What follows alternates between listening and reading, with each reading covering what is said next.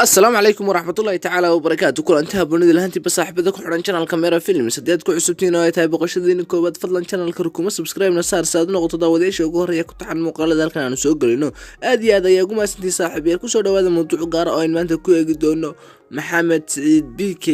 arrinkiisa halkii ayaa ugu dambeeyay samaxa ka jira xilka loo magacaabay wadanka Soomaaliya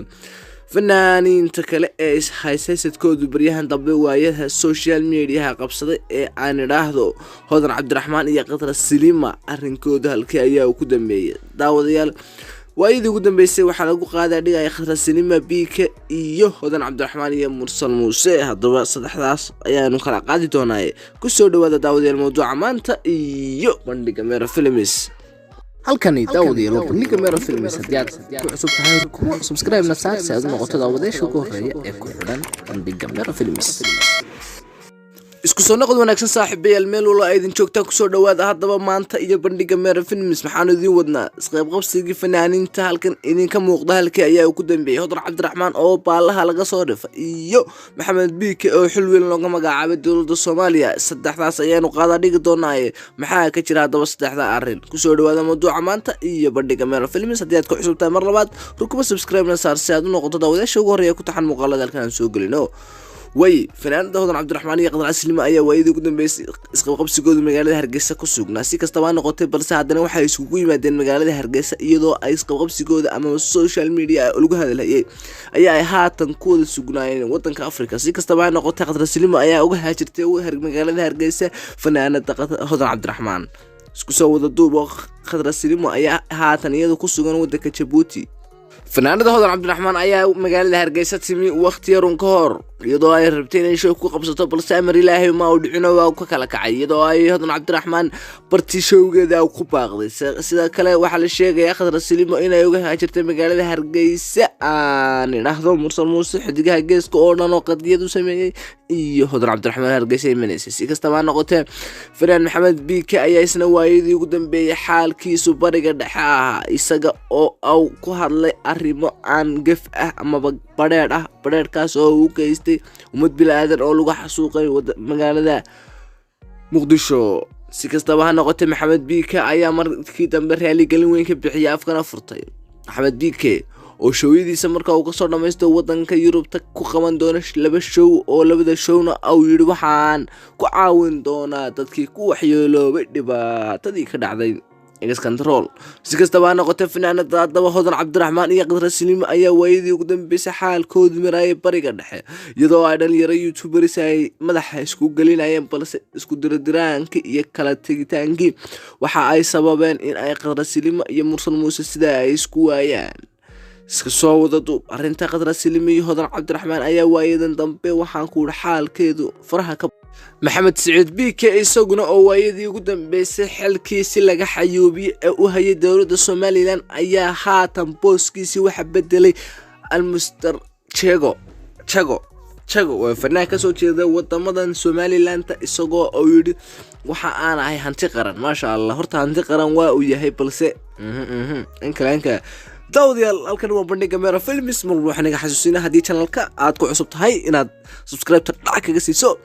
bilaalkan aad furato saad noqoto hal abuurada yar oo muuqaal walaan soo galinaba la socda insha Allah taala muuqaalku waa uu sii socdaay fanaanada Qadra Cabdisilimo iyo caruurteeda ayaa haatan ku sugan wadanka Djibouti iyadoo ay u dhoofi doonaan xagga iyo wadanka Canada balse dhoofkoodii waayadii ugu dambeysay oo baaqanay iyadoo maalinna waxa la leeyahay waxa guursanaya nin wasiira guursaday maalinna waxa la leeyahay way dhoofaysaa balse xaqiiqadu waxay tahay in dhoofku uu arrin jira uu yahay balse fanaan Mursal Muuse iyo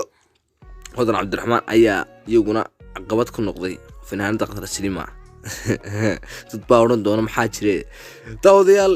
mar walba waxaan iga xasuusinaa inaad rukumataan subscribe na saartaan gabalkan furataan fanaanada Qadra Silima Hodan Cabdiraxmaan iyo Mursal Muuse waayadan ugu dambeysay 2016 ilaa 2020 hadal hayntoodu waxay ku badan tahay social media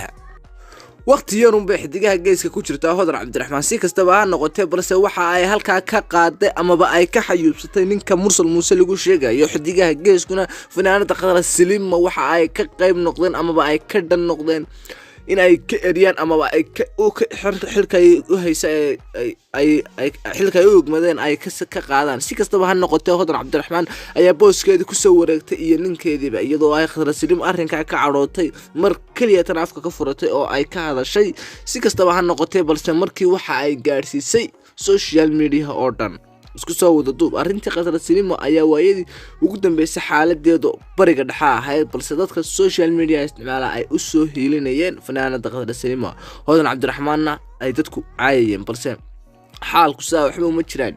oo Khadra Saliim iyada iyo Hodan Cabdiraxmaan markii hore saaxiiba ayay ahaayeen balse waxa alle ka waday in ay kala tagaan ninka Mursal Muuse balse Mursal Muuse waxa uu hantiyay Hodan Cabdiraxmaanna waxay hantiday Mursal Muuse Khadra Saliimna cid la meeran ayay afka dartay iyada iyo caruurteediba balse saaxiibayaal bal mawduuceenan hore ugu soconay hadii channelka bandhiga Mera Films aad ku cusub tahay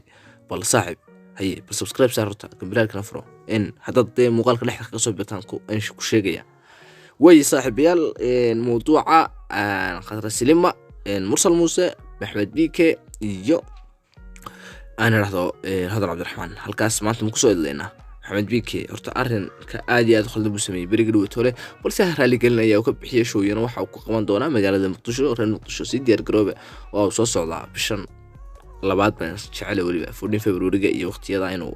shooyo ku qaban doono xamar insha Allah ta'ala saaxiibayaal muuqaalka halkaas aan ku soo idleynaya hadii channelka bandhiga Mera Films aad ku cusubtaa rukumo subscribe na saar si aad u noqoto daawadayaasha ugu horeeya ku taxan muuqaalada halkan aan soo galina mar walba insha Allah ta'ala saaxiibayaal waxay noo bulana muuqaalkeena xigay bal horta Ilaahay dambigeena ha dhaafo dambiga waalidiinteena ha dhaafo ki ummadda muslimiinta Ilaahay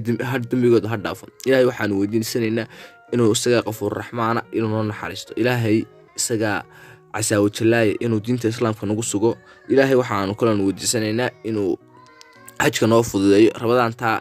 وقت كير إنه جهر ديون إلهي إنه نفض إلى بقول عشرة بقول 28 ملا سنة إنه جهر الصاحب رمضان إلهي هي نفض ذي إلهي وحنا نوديسنا أرساق ساق واسعة وبط واسعة يو ودمر واسعة إلهي وحنا كلنا نوديسنا أنت إلهي دمر وسيء إلهي أنت سوق مذا حاسس يو nimcoon wasiina Ilaahay u barakayo Ilaahay waxaan weydiisanaa anaga iyo intii kalena inuu na siiyo saaxiibayaal aad iyo aad ayagu mahadsantihiin insha Allah ta'ala muuqaalkeena xiga inoo balana bandhiga Mera Films mar walba waxa ka reeb mawduucaan aan hubin inaan soo gudbino mar walba waxaan isku daynaa mawduuca serious-ka inaan mar walba ka hadlo xaqiiqada dhabta anaga oo aan personal attack qofna ku sameeyeen mar walba waxaan isku daynaa inaan personal attack sameeynin oo aan qofna shakhsiyadiisa ku xadgudbin balse xaqiiqada dhabta ah ayaan mar walba rabnaa inaan ka hadlo insha Allah ta'ala muuqaaladan sidaan ku wadnaan oo bedeli doonaa muuqaalo kale oo qurxoon baan soo duubi doonaa insha Allah bal waqtiyadan soo socda